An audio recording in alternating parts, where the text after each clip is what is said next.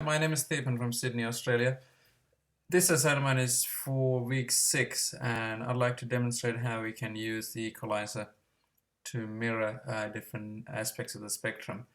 What I have here is a multi-track arrangement which I've been using for a number of weeks, and I'm going to be focusing on the piano, which is used to play the chord, and the bass, which is highlighting the chord, outlining the chord.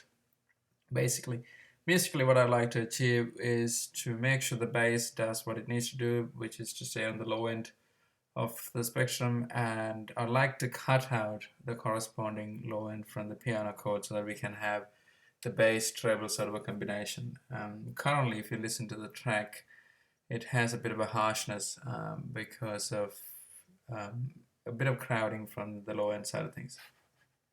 This is what the overall track sounds.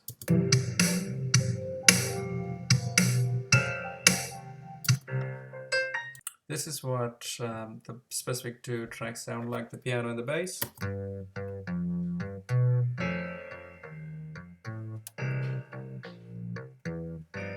And I'm not quite happy about the piano taking the space of the bass a little bit, and also the treble side of things of the bass.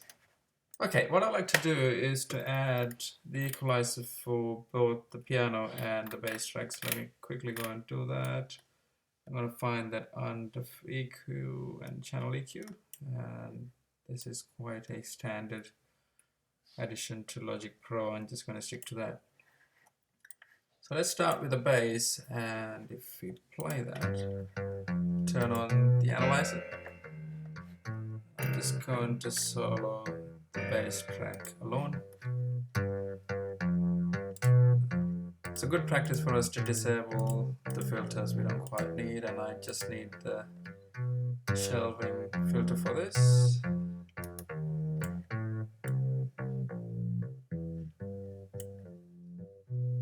What I just done there by enabling the shelving filter and just cutting it where it's around 230 or 500, it just enables me to just tap into the bass side of things for the bass. And if I bypass it, you see the difference.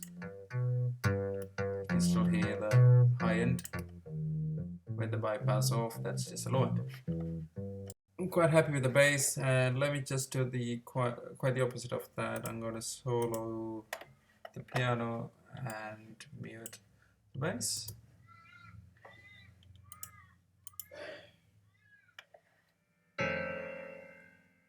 Right, same procedure. And in this case, I'm just going to be using the other end of the low shelving filter here. Analyzer on. That's a bit too harsh.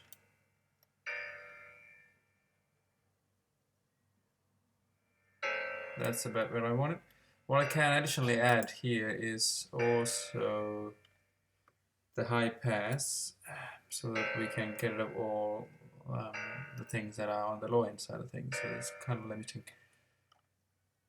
Brilliant. And let's see how both of them sound together.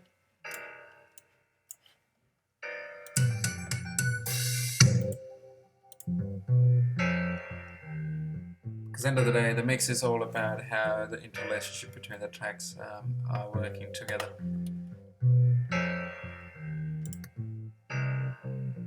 Might fancy adding the low pass for the bass, just to see how that sounds like.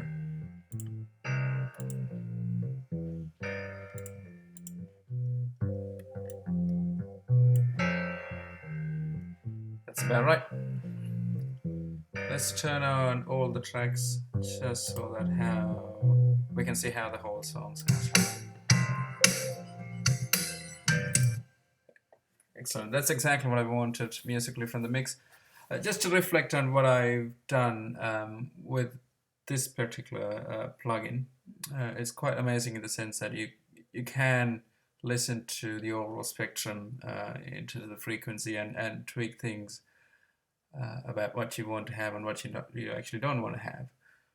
On that note, this wraps up this demonstration. Thank you very much for taking the time, and wish you all the best.